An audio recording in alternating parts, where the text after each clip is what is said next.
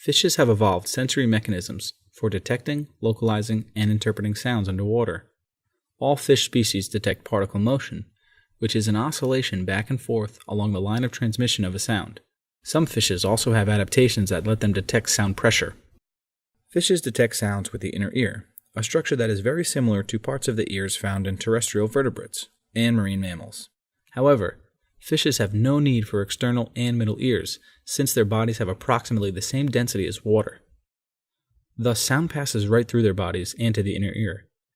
Many fish species have calcium carbonate structures in the inner ear called otoliths, which are housed in the sacculus, utriculus, and lagina. Each of these otolith organs differs in size and orientation. The otoliths are also much denser than water and the fish's body tissues, and vary in overall size and shape among species. Each otolith organ consists of a solid mass, sitting on sensory hair cells.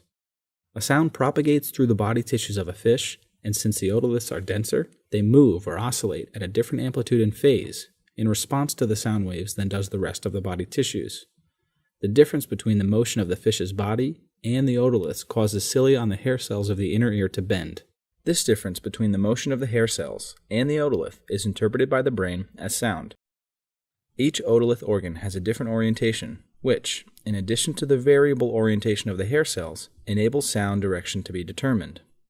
One factor affecting hearing sensitivity in fishes is the proximity of the inner ear to the swim bladder.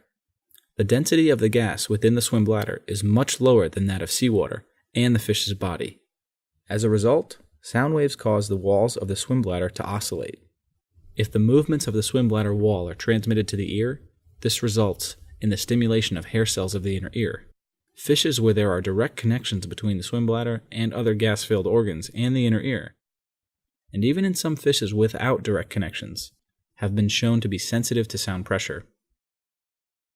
Fishes lacking a swim bladder, or those that have a small or reduced swim bladder, or a swim bladder that is not in close proximity or mechanically connected to the ears, are sensitive to particle motion.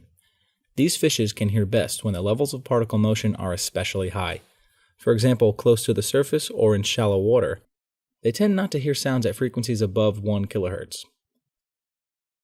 Fishes with swim bladders that are in close proximity to the inner ear and/or are connected to the inner ear can hear at a wider frequency range than those fishes without such connections.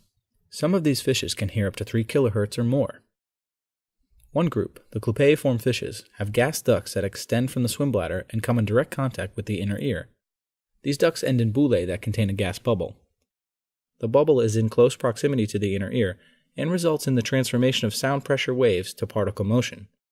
Some clupeid species, such as the American shad, can detect high-level ultrasonic frequencies up to 180 kHz. The structure of the inner ears and swim bladders vary greatly in different species of fish. Thus, it is difficult to predict hearing abilities of marine fishes based on their anatomy alone. Sound provides marine animals with a unique, three-dimensional view of their undersea world. Hearing provides information about things happening around an animal at considerable distances and is useful for telling the direction to a sound source. Hearing is vitally important for all marine animals.